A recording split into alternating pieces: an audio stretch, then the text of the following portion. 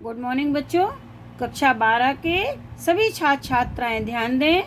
मैं आपकी विषय अध्यापिका श्रीमती मंजू गुप्ता आपको सुमित्रा नंदन पंत द्वारा रचित बापू के प्रति शीर्षक को पढ़ा रही थी, जो युगांत से लिया गया है। उसके आगे का भाग आज मैं आपको पढ़ाने जा रही हूँ, जिसे ध्यान से सुने, समझें और अपनी कॉपी में लिखें।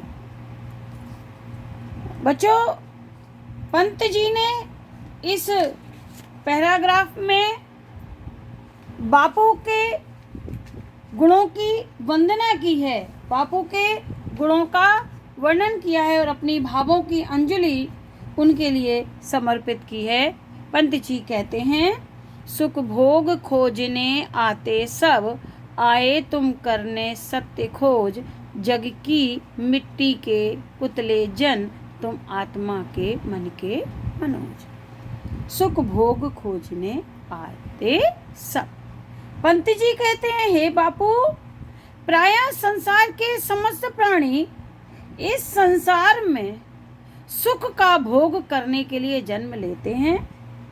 अर्थात प्रायः संसार के समस्त प्राणी इस पृथ्वी पर जन्म लेकर सुख की कामना करते हैं, सुख भोग के लिए वे जन्म लेता है। प्रायः संसार का प्राणी पृथ्वी पर सुख के भोग की कामना लेकर जन्म लेता है।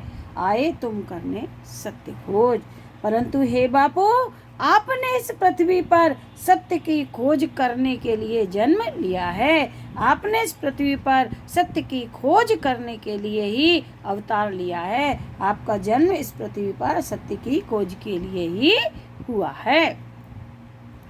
जग की मिट्टी के पुतले जन, तुम आत्मा के मन के मनोज। ये अंडरलाइन है, इसकी व्याख्या आपको करनी होगी। जग की मिट्टी के पुतले जन, संसार का प्राणी तो मिट्टी का पुतला है। पंत जी कहते हैं, मानव मिट्टी से निर्मित एक पुतला है। वह मिट्टी से ही बनकर आता है और अंत में मिट्टी में ही मिल जाता है। तुम, हे बापू, तुम भी मिट्टी से निर्मित थे।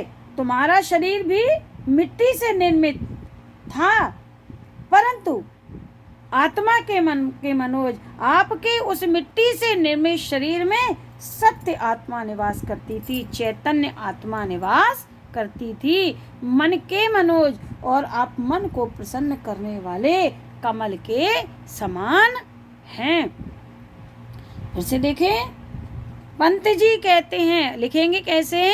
पंत जी भावों की अंजलि समर्पित करते हुए, बापुओं का गुणगान करते हुए कहते हैं कि हे बापू, प्रायः समस्त प्राणी इस पृथ्वी पर सुख भोग की कामना लेकर ही आते हैं, परंतु हे बापू, आपने इस पृथ्वी पर सत्य की खोज करने के लिए ही जन्म लिया है। आपका अवतरण इस धरती पर सत्य की खोज के लिए ही हुआ है।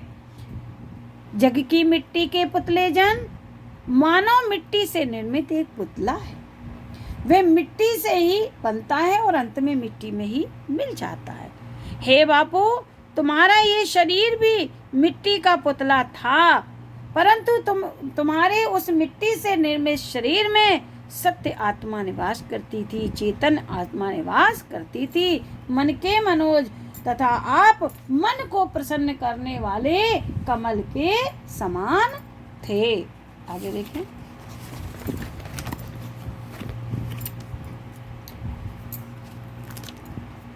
जड़ता हिंसा स्पर्धा में भर, चेतना अहिंसा नम्र ओज, पशुता का पंकज बना दिया तुमने मानवता का सरोज। पंकज माने कीचड़ भी होता है, पंकज माने कमल भी होता है, सरोज माने भी कमल होता है, ठीक है। और तो अब अर्थ देखिए, जड़ता हिंसा स्पर्धा में भर। मानव समाज में उस समय अकर्मण्यता, हिंसा और प्रतिद्वंद्विता व्याप्त थी।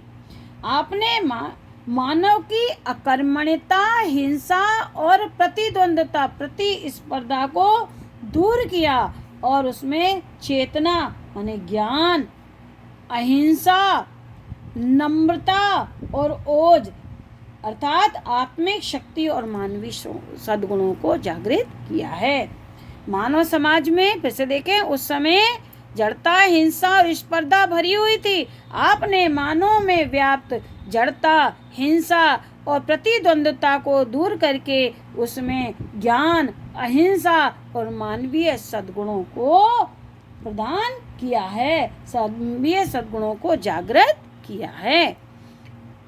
पशुता का पंकज बना दिया तुमने मानवता का सरोज। हे बापू, उस समय समाज में पाशविकता प्राप्त थी। पाशविकता अर्थात उस समय समाज में वर्ग वेद, जाति वेद, हिंसा आदि व्याप्त थे। ऐसी पाशविकता के कीचड़ में, वर्ग वेद, जाति वेद और अहिंसा के कीचड़ में उत्पन्न होकर भी आपने स्वयं को, तुमने मानवता का सरोज, आपने स्वयं को सत्य, अहिंसा और त्याग के गुणों से समन्वित होकर के मानवता रूपी स्वच्छ सरोवर में उत्पन्न होने वाले कमल के समान बना दिया है। फिर से देखें इसका, जड़ता, हिंसा, स्पर्धा में भर चेतना, अहिंसा, नम्र, ओज, पशुता का पंकज बना दिया तुमने मानवता का सरोज। पंत जी कहते हैं कि मानव में उस समय जड़ता माने अकर्मण्यता, हिंसा और स्पर्धा व्याप्त थी। आपने मानव में व्याप्त जड़ता, हिंसा और स्पर्धा को दूर करके उसके अंदर ज्ञान, अहिंसा और मानवीय सद्गुणों को जागृत किया है। उस समय पाश्विक वातावरण था। समाज में वर्ग वेद, जाति वेद, हिंसा व्याप्त थी। ऐसे वर्ग वेद, जाति वेद, हिंसा से व्याप्त कीचड़ में उत्पन्न होकर भी आपने स्वयं को सत्य, अहिंसा और त्याग के गुणों से समन्वित करके मानवता रूपी स्वच्छ सरोवर में उत्पन्न होने वाले कमल के समान बना दिया है। आपने आपको कैसा बना दिया? मानवता में रूपी स्वच्छ सरोवर में उत्पन्न होने वाले कमल के समान बना दिया है। बच्चों, आपका ये पैरा यहीं पर समाप्त होता है। आगे मैं आपको कल पढ़ाऊंगी। कुछ क्वेश्चन आंसर हैं जिसको मैं आपको बता रही हूँ, जिसे आप लिखिएगा।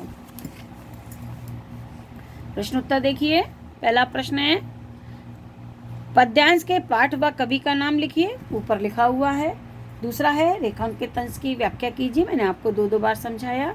तीसरा है, मानव को मिट्टी का पुतला बनाकर कवि ने क्या कहा। इस क्वेश्चन के आंसर को आप जब अर्थ को ध्यान से सुनेंगे तो अपने आप मिल जाएगा।